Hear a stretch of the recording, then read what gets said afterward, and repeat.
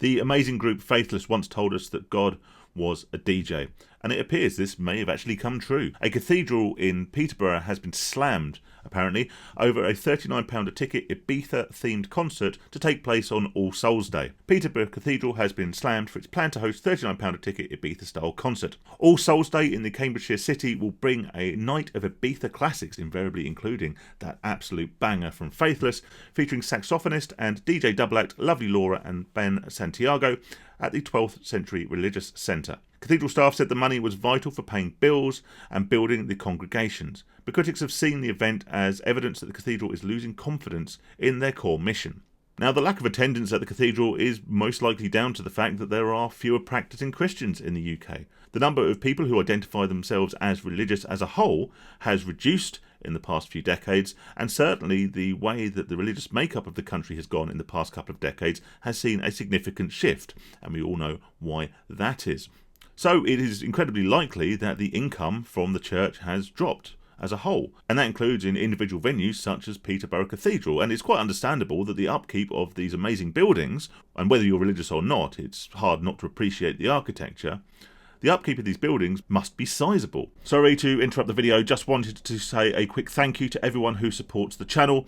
If you haven't done so already, then I do ask that you kindly click the subscribe button down below. 97% of people who watch these videos aren't currently subscribed, which is crazy, right? It's totally free, you can change your mind, and there won't be any hard feelings if you choose to unsubscribe at a later date. If you do find these videos useful and you want to help me out, you can buy me a beer by clicking the link in the description below, and that also would be very much appreciated, particularly in this hot weather.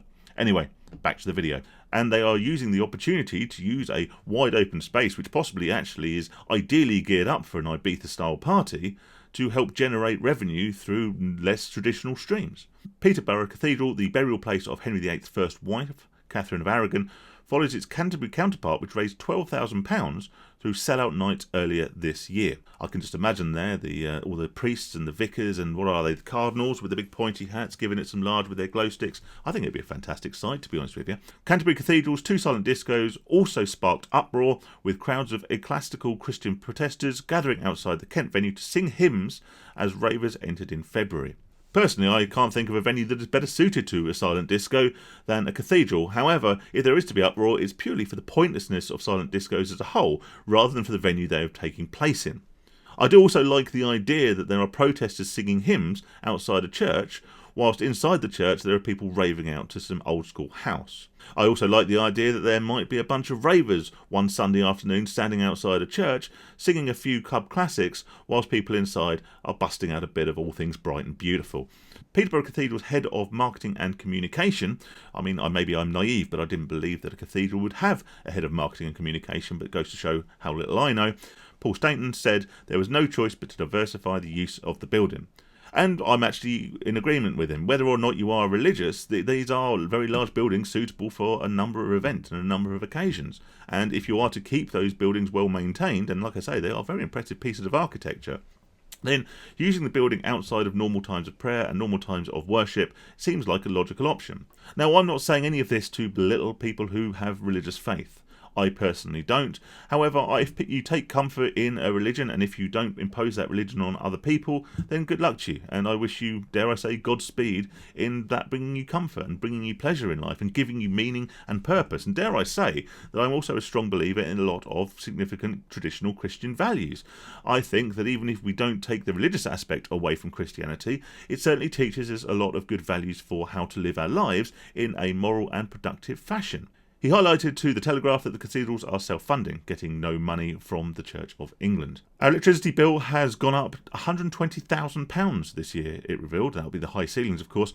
If we don't do other things, we won't be able to survive. Which actually sounds fairly logical. However, the next line, which says the Church's accounts for 21-22 show ending with a surplus of £190,000, doesn't necessarily align with that message. However, it's not in my experience for the Church to necessarily be backwards when it comes to making extra capital.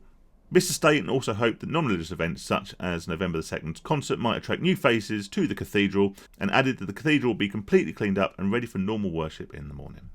But some of the existing clergy questioned whether a night inspired by Ibiza, a hedonist haven, should occur on a day of religious significance. Now, of course, that comes down to your own religious beliefs, and how you believe that God would actually view such an occasion. Now, of course, like I say, I am not religious, and some may deem this to be blasphemous. However, if it's in the best financial interests of the cathedral, this may help to preserve a place of worship for those people who do attend for religious purposes, and I can't see it as anything other than a win-win. However, to be fair, this story really only caught my eye because it reminded me of the Faithless classic, so I know I'm going to go and build an old school Spotify playlist of classic trance and house anthems and sit down and listen to that for the rest of the afternoon. God is indeed a DJ. Stay safe and stay sane, everyone.